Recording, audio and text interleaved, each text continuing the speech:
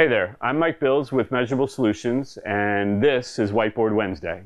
So today we're going to be talking about the ever famous topic of bonuses for staff, right? That is probably one of the top 5 most popular questions that private practice owners have.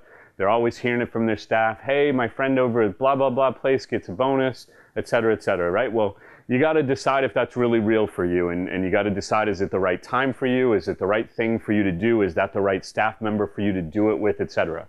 Yes, I believe that staff should be bonused, but I think you really have to look at, this is my viewpoint, you really have to look at what is going on that's causing that staff member to get bonused, right? You have an expectation. You need them to do a certain level of work. You need them to produce at a certain level. And when they do, and they exceed that, now we're getting into bonus territory. So you really got to know what it is that you want from your staff members. You've got to have those expectations set. You got to know from day one that you hire them, this is what I'm paying you for. And you really need to have a communication with your staff when you hire them and ongoing over the course of time. This is what I'm paying you for. I am paying you to do X. So let's just use a therapist as an example.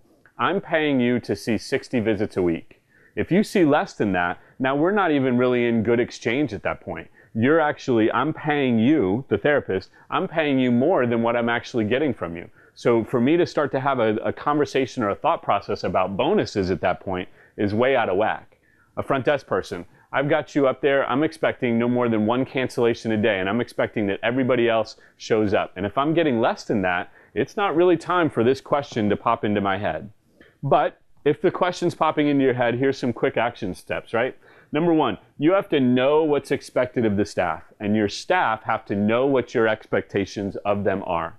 So that when they know they're expected to see 60 visits a day or a week, and they're less than that, well, now they aren't going to come to you and bring up the bonus conversation because they know they're not really in even exchange at that point. The second thing you need to be able to do is you've got to be able to track their progress.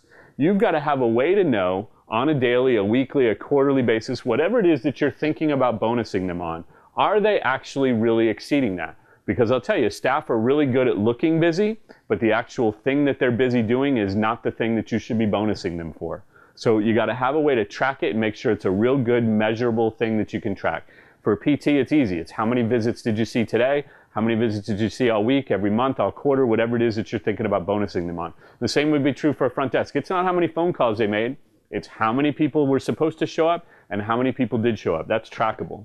And then you've got to make sure that whatever you're doing is fair. And it's got to be fair for you, and it's got to be fair for them. Don't go offering to give them, a $50 bonus because they saw 60 people. That's what you were paying them for. That's not fair. Don't go offering to give them a $50 bonus for every visit over 60. It may not be fair for you if your reimbursement rates aren't there. So quickly, let's just review. You got to know what's expected. Make sure that both of you know what's expected, that you've got it in writing, that they've got it in writing, you know what's expected. Have a way to track it. That's, stats, metrics, whatever word you want to put on that. Have a way to graph that. If you're a baseball player, you know what your batting average is. A staff member needs to know what their batting average is. And then make sure that it's fair for everybody. Baseball, they don't go giving out bonuses for somebody that's hitting 133, but yet he goes up to the plate 5 times in a game. That's not what you're getting bonus for. You're getting bonus because it's fair and the production is contributing back. So take a second, really look through this and really ask yourself, why am I giving people bonuses? Because it really comes down to that target, that tracking, that number that you're watching. Watch that, monitor it for a while, then you can start to think about giving bonuses. So hopefully this is helpful, and I hope to see you for next week's Whiteboard Wednesday. Have a great day.